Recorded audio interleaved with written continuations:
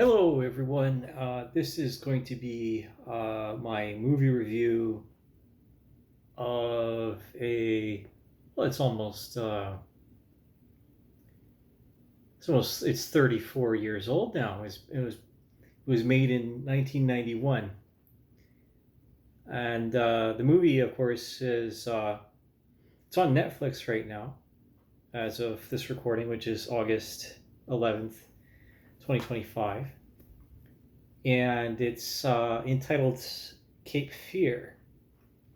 And I decided that after watching this, I wanted to do it justice, so to speak, and do myself justice at the same time.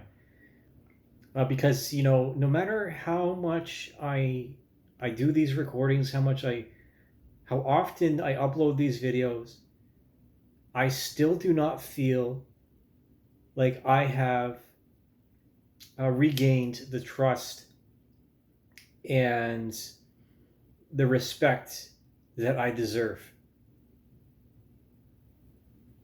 I feel like there's a lot of bad blood circulating in the background, and that the nature of our culture and the education of people within my age range has overtaken, superseded, or even occluded any kind of logic based empirical deduction.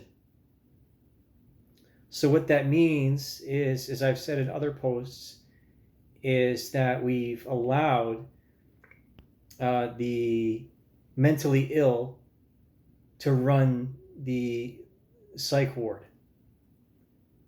And if you have been paying any kind of attention to my videos and you've been listening to my story, you'll know that I spent a year in a maximum security prison on remands, which means I was being held without due process, in that I was charged, but I was not convicted. And they kept on deferring to the next court date and to the next judge, and refusing to basically give me what I deserved. And that was my freedom, and that was the legitimacy of my statements. And I caught these people in a trap. I caught them in the act of exerting this social justice and this vigilante mob mentality. And it's inconvenient for them. And so I remain somewhat in the shadows, because I'll be honest, I don't want to be famous. I don't want to be famous for this. This is not something that I want to be known for. I staged an intervention of someone that I loved.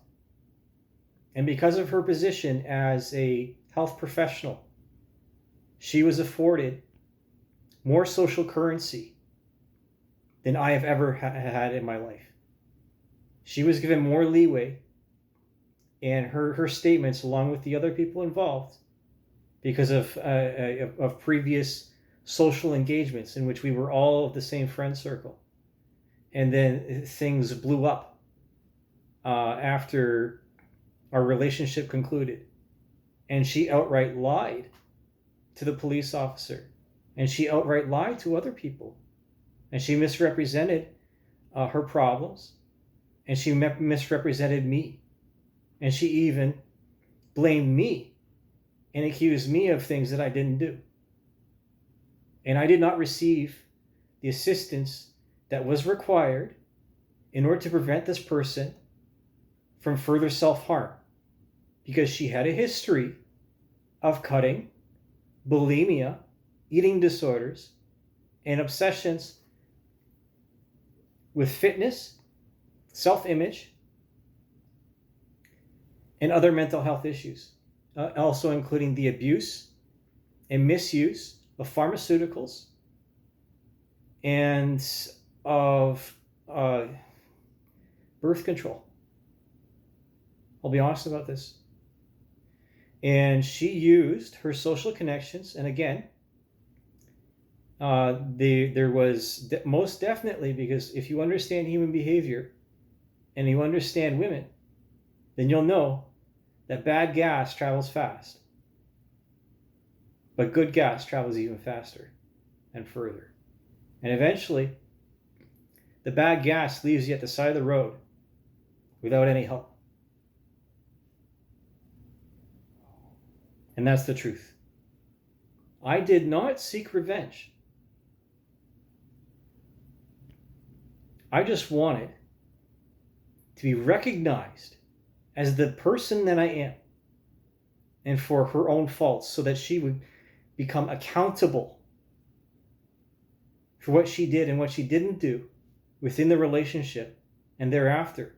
Because I know for certain, because of her personality, that she wanted to be an important person within the community and a supporter of the downtrodden, the disadvantaged, the disabled, and the mentally ill. But it didn't matter what I said. It didn't matter how loud I raised my voice or to whom I annoyed. Instead, the legal profession, the mental health profession, and the law enforcement community all harassed me and came together by convenience to put me in jail and into a position where I was compromised, which also led to physical harm, irreparable damage to my person, and then the beating and torture of my person by prison guards, 5 of them. I'm not shitting you, okay? I have every right to be angry. And again, I'm not seeking revenge. I'm not harassing people.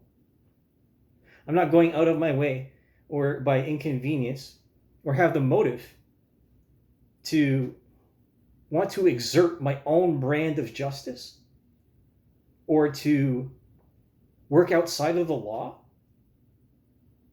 All I want is what I said before previously at the beginning of this video. I want my respect. I want what I deserve. Okay? Because there's been some people of certain affiliations and identities and predilections that I've been fighting with since I was a teenager.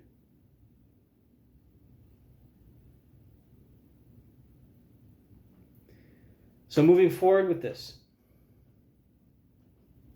I wrote this down, I wrote it down because I'm an educated person.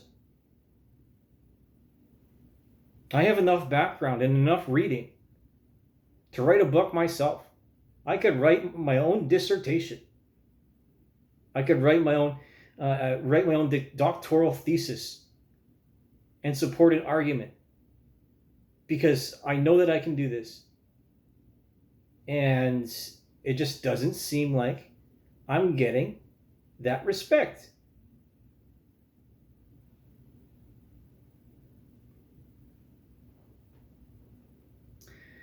So I'm going to start on with the movie review now that I've gone and talked about myself for 9 minutes and how I sympathize with this character.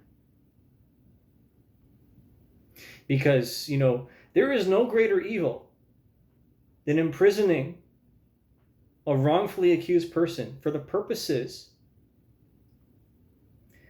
of supporting your own life, right? In your position of power.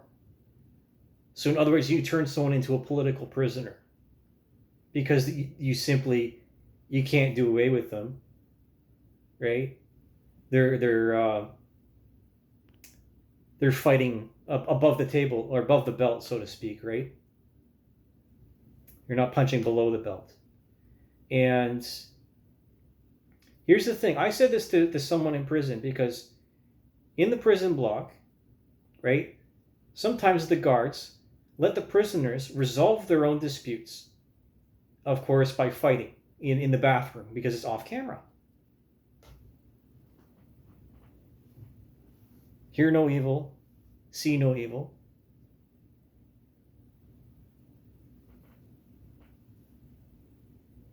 And what I said that I made a point of this. Fools use their fists. Wise men use their words.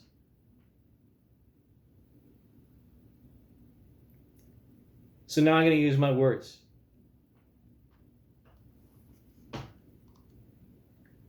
Cape Fear, 1991, is about a wrongfully accused man named Max Cady, played by Robert De Niro, whom spent 14 years behind bars because his defense lawyer, Sam Bowden, Nick Nolte, by withholding evidence that would have otherwise exonerated him of his accused crimes.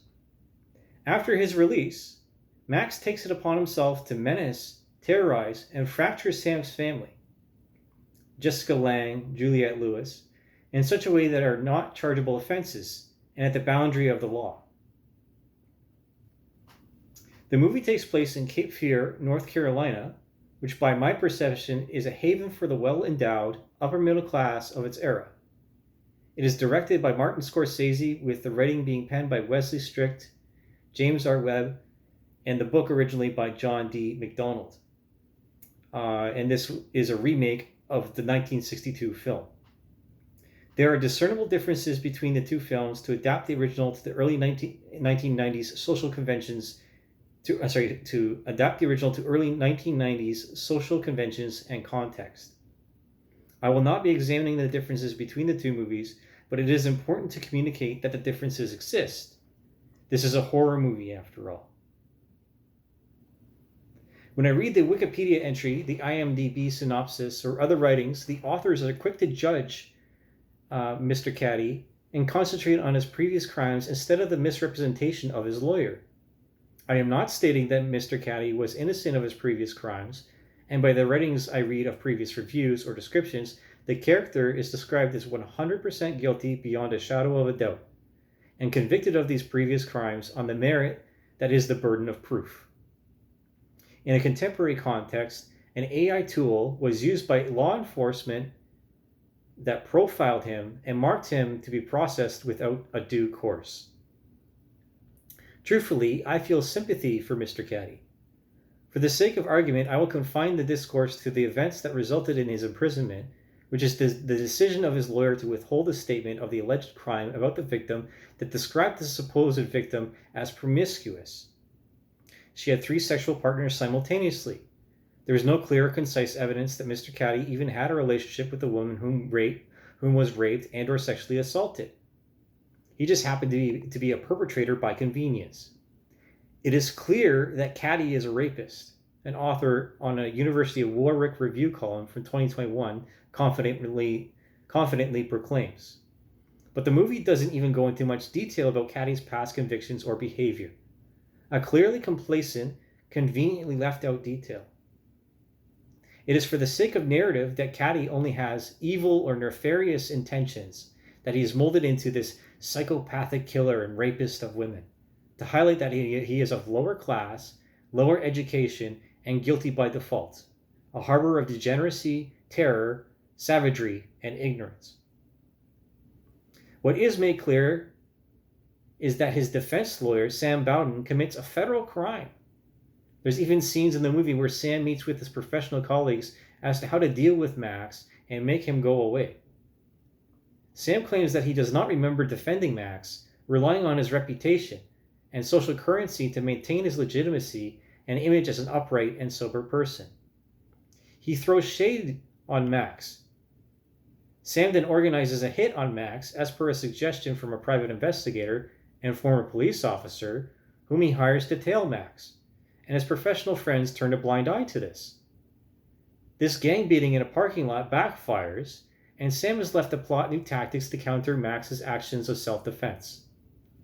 Again, many of these writings I'm encountering are sympathetic to those violations of the U.S. Constitution by Mr. Bowden, which is then therein a reasonable ground to be charged with treason, as it undermines the foundations of the judicial system. But these writers are obliviously and callously not concerned with this. They would rather fantasize about street justice or the jurisprudence of social Marxism that they just recently learned about from their social media feeds right after they fell asleep in their Zoom meeting or went to the lecture hall to binge on OnlyFans content in a public setting. It is not like established writers are innocent of such behaviors either, in between typing out rehashed ideas on their Substack, gooning to questionable pornography, and the indignation or feigned outrage that fuels what used to be called a Twitter storm. Thankfully, websites such as tvtropes.org exist for the most discerning and critical of minds. Thankfully. What does this mean or communicate?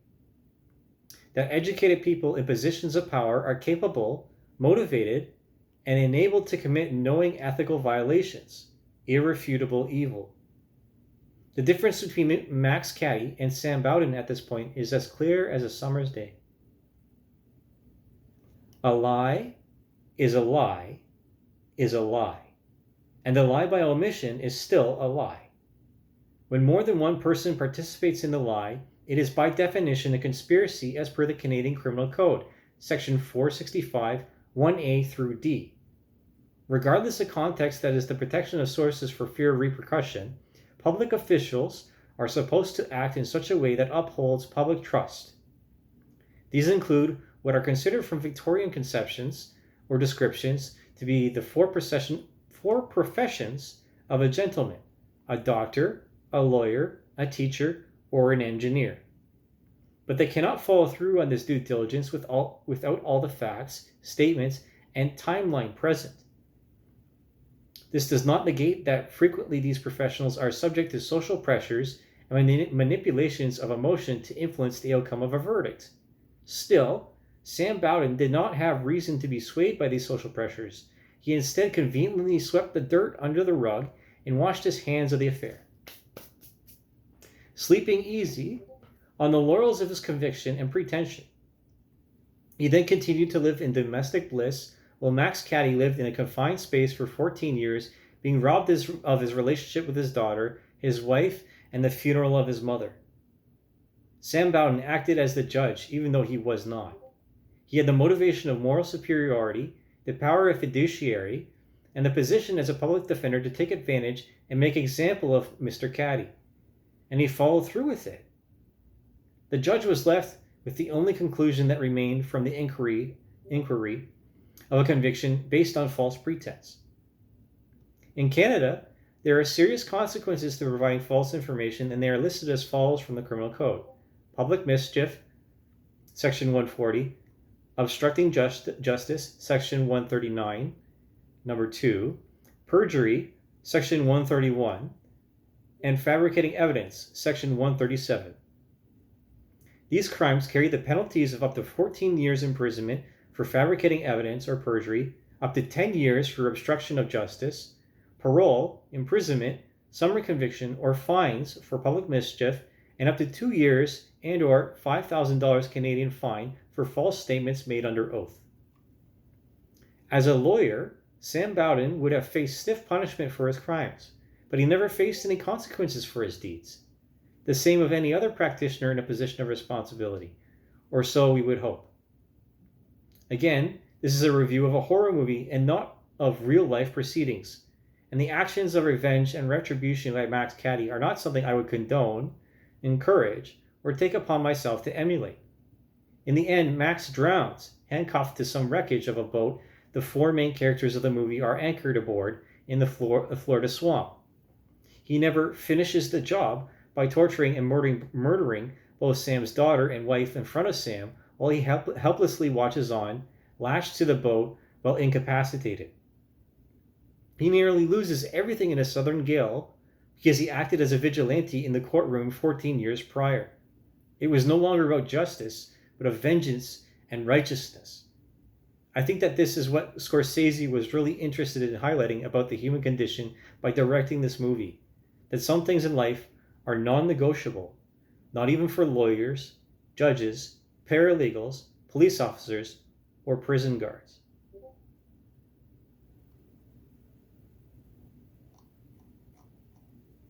I would expand that to say other professionals. So this includes, people that work with people for a profession, for a career. So that includes support workers, which are specialized nurses, nurse practitioners, doctors, and so on and so forth.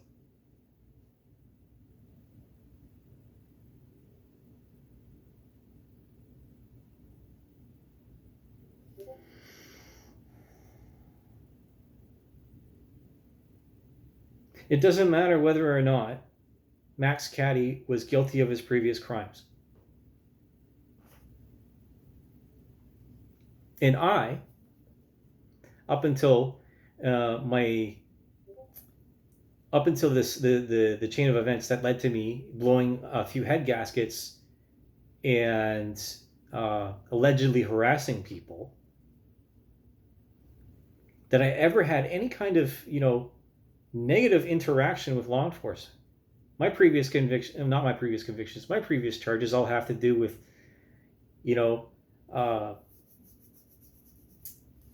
something to do with the Ministry of Transport. So like speeding tickets and not paying for vehicle licensing, like temp stickers, stuff like that. Not like dodging taxes or going after little kids, or manipulating people, grooming people, even grooming teenagers and young children.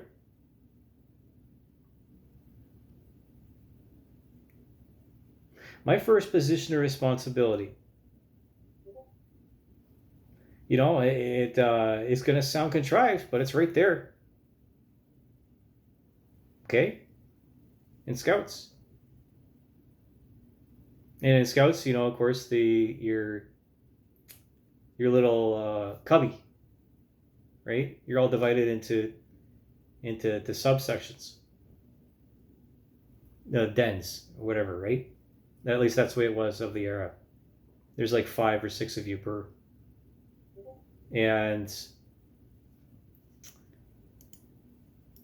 I quit that Discord.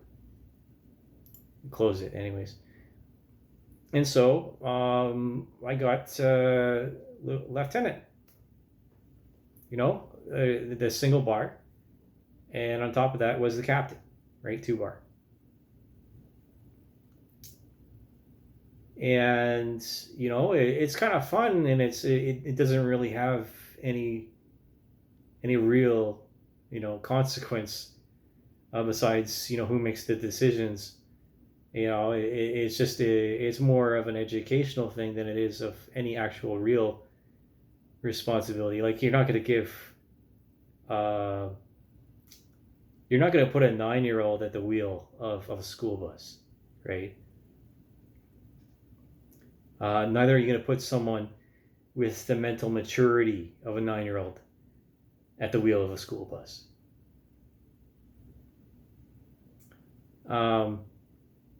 But further actual positions of responsibility that had true consequences would have been with cadets. I was a staff cadet at CFB Borden, which means I was a government employee in 2004. I received money from the government to perform a service, and I didn't have to do it. I signed up to do it. Now, I have a position of responsibility as an aircraft mechanic in which there are real world consequences to my decisions. And that could, if, God forbid, if it ever would, result in the permanent injury or death of somebody else.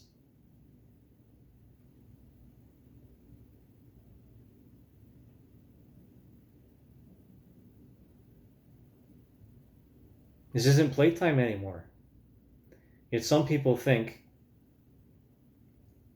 that because they rise to the position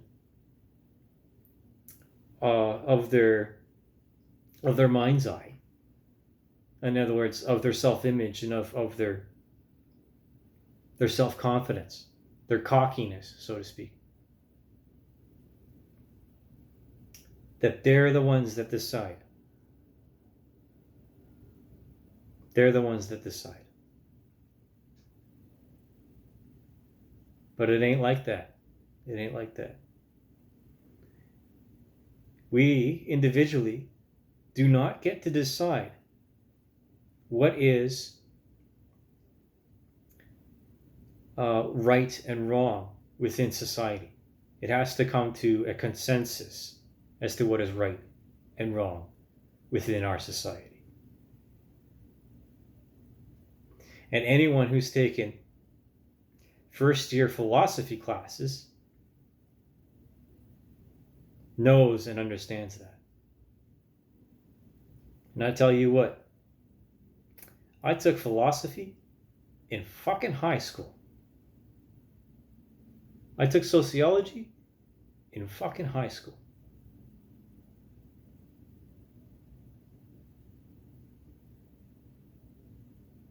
I may not have finished my history degree, but I may not need it. And that's the difference between education and intelligence.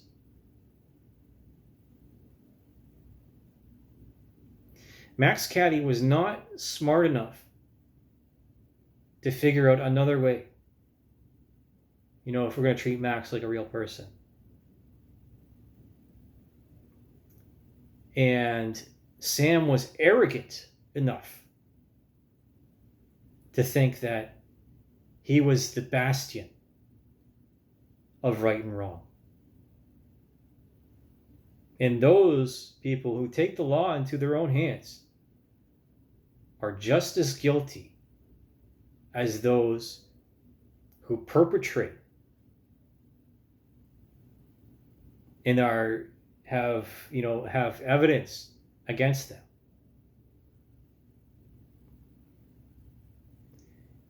Sooner or later, God's going to cut you down. And this is tough love. This is tough love. Because if you don't set the boundaries, and if you don't set up the rules, then what you have is chaos and anarchy. And it's not what you think it is. It's not what you think it is. I'm going to end it here. I'm going to end this movie review. Not my life.